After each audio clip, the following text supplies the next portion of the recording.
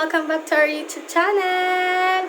And pasensya na kayo guys kung ngayon lang tayo nakagawa ng video ulit. And andito nga pala ako guys sa harap ng bahay namin guys. Ayan yung harap guys. Ayan. And today guys, naisipan kong mag-vlog kasi gusto kong ipakita sa inyo yung nabili kong mga aglonema guys. And maiba naman tayo ngayon guys. Hindi ito succulents kundi aglonema. Okay guys, iriripat ko na rin sila. And basta gusto ko lang ipakita sa inyo kasi ang gaganda din nila guys. Nahook na din ako sa mga aglonema ngayon guys. And hindi rin sila alagain. Okay guys, let's get started! So ayan na guys, ito na yung setup natin. Pasensya na sa setup natin guys. And ito yung gusto kong unang ipakita sa inyo guys. Ito yung nabili ko ng 230 guys. And ito ay hindi ako sure sa mga ID guys ha. Kasi guys, kakasimula ko lang ng mga aglonema guys. And kung alam nyo yung ID guys, paki-comment down below na lang. And ito yung daw yung red onyamani guys. Ayan. Ayan, diba? Ang ganda din mga aglonema guys. Red onyamani. Hindi ko na to iriripat guys kasi nga kulang nga yung pasok ko kasi hindi ako nakalabas.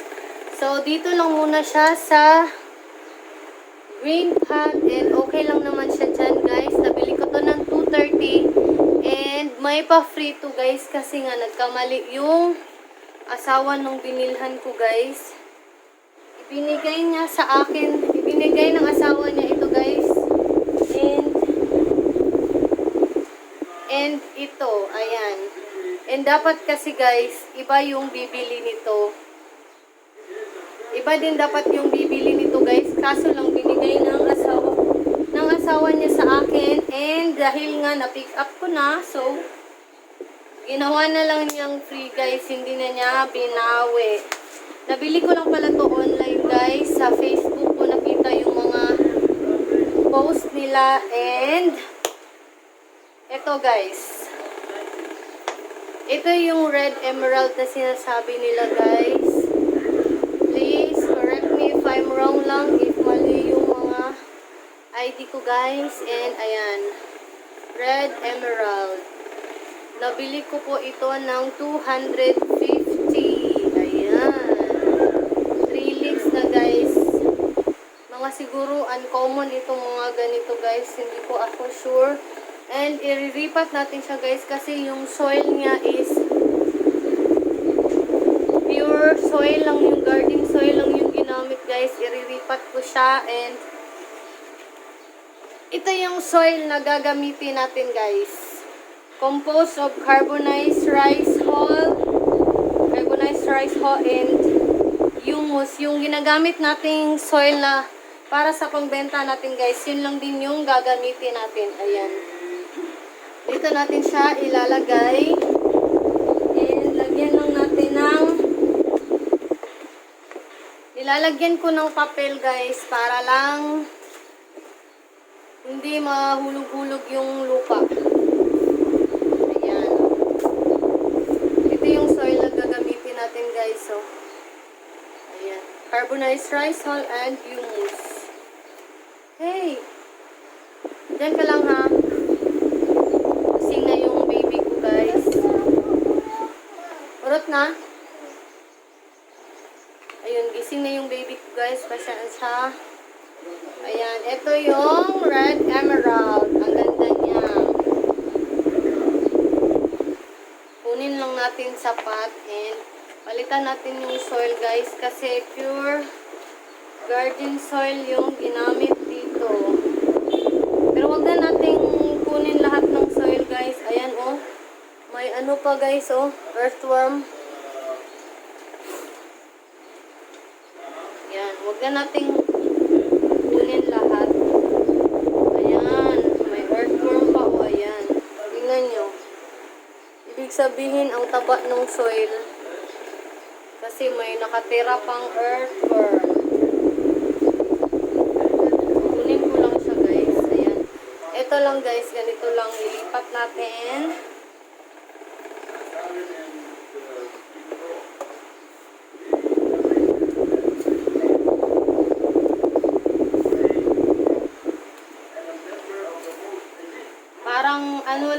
kasi itong mga aglonema guys. Aglonema o aglonema? Aglonema.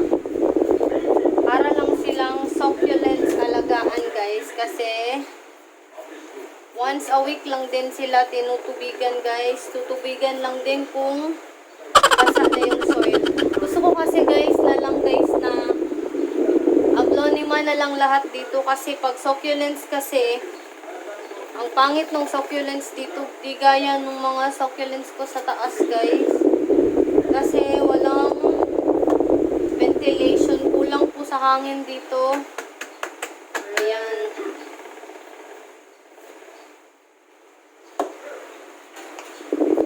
So ayan na, naripat na natin ang red emerald. Ayan. Next is ito guys. Wait lang. Ito naman yung 250 lang din ito guys. Ang sabi ng seller guys, 200 ay, ang sabi ng seller guys, ang pangalan, ang ID daw nito is Super Red 2. Super Red 2. And may nakausap naman ako no guys na medyo marami-rami na rin siyang collection and mahilig talaga siya ng mga aglonema. Wala daw, wait lang. Wala daw Super Red 2 na ID ng So, please comment down below kung alam nyo anong ID nito, guys. Ayan. Aglonema Super Red na lang siguro. May Super Red din kasi akong nabili, guys, eh. Ayan. Please comment down below for 250. Okay, sulit na ba, guys? Pinili kong mas maliliit lang kasi mas mura. Pero yung soil nito, guys, iriripat ko na lang din kasi mas gusto rin niya yung soil nito.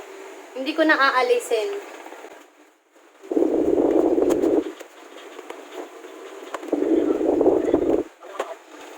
Hindi na natin aalisin yung soil nito guys. Dadagdagan na lang natin. Ayan, yung ginamit niya guys is rice hull. Rice hull yung ginamit niya and may konting coco peat and wala masyadong soil guys. Ayan o. Yan yung ginamit ng seller guys. Gusto rin kasi nila na ayan na.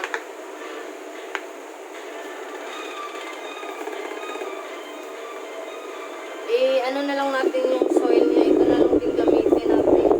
Dagan lang natin.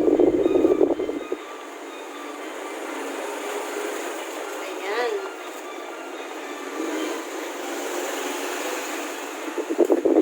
Lagyan natin ng konting soil kasi konting-konti lang naman yung soil.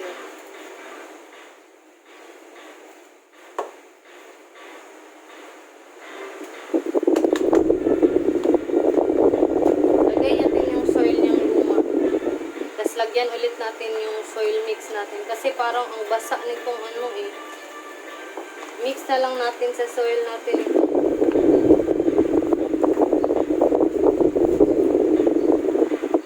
Ang ganda ng aglonema guys. Kaso, yung mga rare guys, uncommon, ang gaganda na din ng presyo. Parang succulents din. Ito daw si si Super Red 2. Super Red 2 daw. Ayan.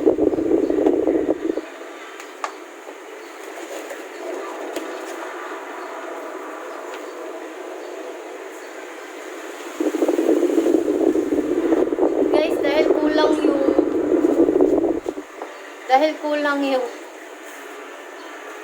kulang po yung pot na nabili ko. Ito lang yung gagamitin ko dito guys.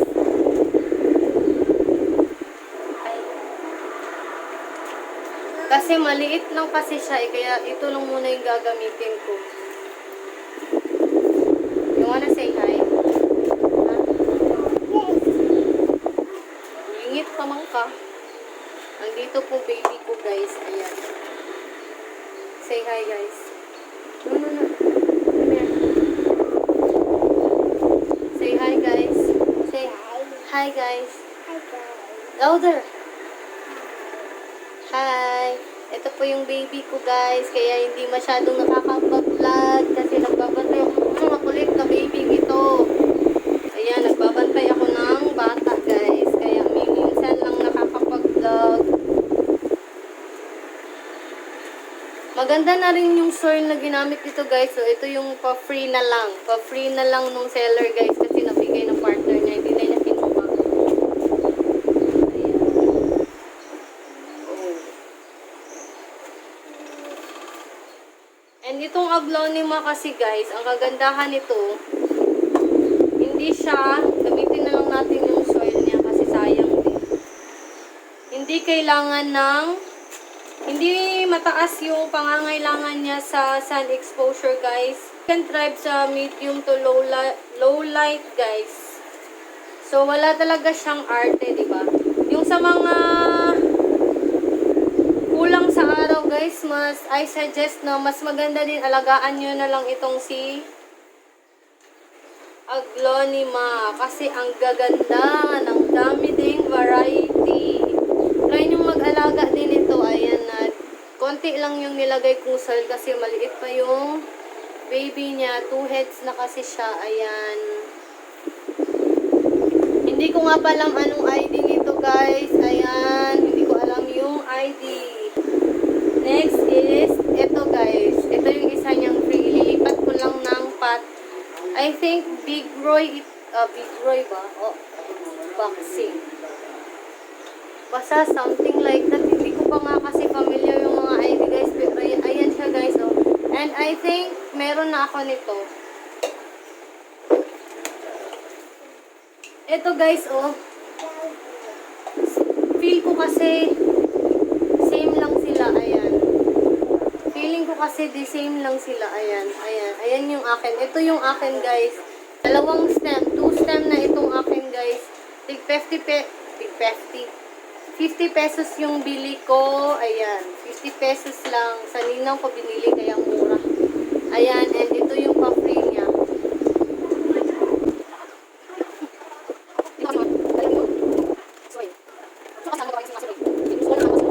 Kapitbahay ko lang yung pinagbilhan ko ng paso. Kay Sir Christoph. Ayan. Bumili din ako ng plant tags para lagyan ko ng mga plant tags yung mga aglonema po para di ko makalimutan yung ID. Pakita ko sa inyo in my next vlog yung mga ibang alaga ko guys. Ayan guys, oh. Sama na natin yung ugat. Ano sa ugat? Sama na natin yung ugat guys para hindi na tayong mahirapan magpa-staple. Ay, sama natin yung ugat. Sama pala natin yung lupa para di na tayo mahirapan magpa-staple. Taway mo o tawan oy. And hindi to is sila dapat painitan guys kasi after repotting, lagay mo lang sa gilid na walang init kasi masusunog ito sila. Ayan. Tap lang. Ayan na guys. Okay, the last but not the least. Ayan. Ito yung totoong super red guys. Ayan. Tingnan nyo guys. Ang ganda ng mga aglonema guys. Diba? Super ganda. Ito yung totoong super red. Super red daw ang tawag dito guys. And medyo pricey nga lang siya and medyo maliit. This is for 600 guys and nabili ko lang siya through online din dito sa Facebook sa amin and same po sila ng seller na napagbilhan ko nito guys. So, lagay ko na lang sa description box yung seller ng napagbilhan ko nito guys ha kasi nakalimutan ko. Ayan. Ito, diba? Super ganda, oh. Maganda talaga siya, guys.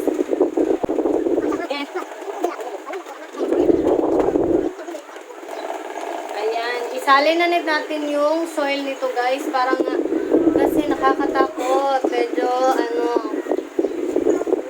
Kaya isalin natin yung soil para di tayo mahirapan. Ayan. Di tayo mahirapan magpa-stable. Kasi maganda naman yung soil na ginamit dito guys.